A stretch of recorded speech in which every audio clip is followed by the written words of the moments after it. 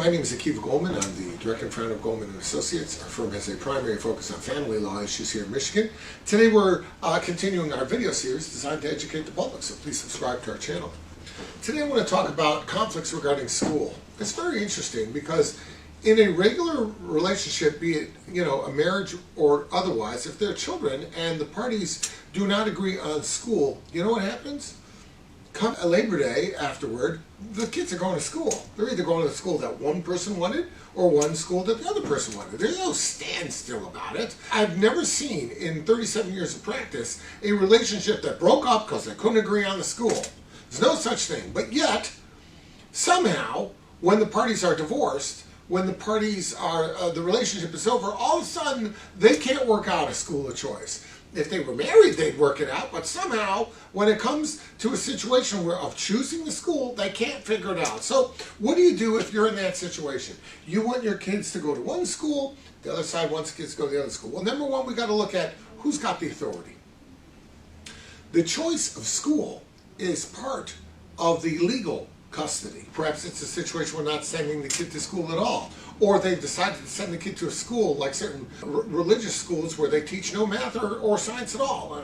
That kind of thing. I can understand that. But if it's a question of you want to send the kids to Hazel Park schools, this one wants to go to Warren schools, once there's legal custody determined, the court is usually going to leave that decision with the person who's vested with legal custody. But in most cases, parties share legal custody. Parties share that decision making. So if the parties cannot agree on choice of school, here's what should be done. Number one, obviously, they should sit down and try and talk about it. Let's figure out what the pros and cons are. Also, let's figure out, is there a possibility that maybe the school is better? Maybe the problem is that the school is great now, but in high school, the classes are terrible. Or the middle school is rotten because there's a lot of bad kids and the class is no good. I've had parents tell me this particular class is a really bad class, whatever that means.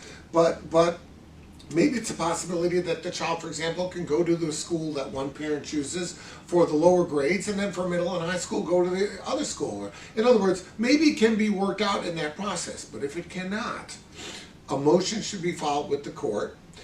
And basically that motion says, and your lawyer knows how to put it together, that we share joint legal custody.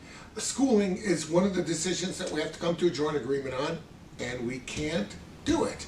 I want this school, they want this school, and we can't agree, and each one wants something else, so the court has to make a decision. Now, to do that, the court will typically conduct an evidentiary hearing to hear the parties out, hear what the problems are, assess what's in the best interest of the child.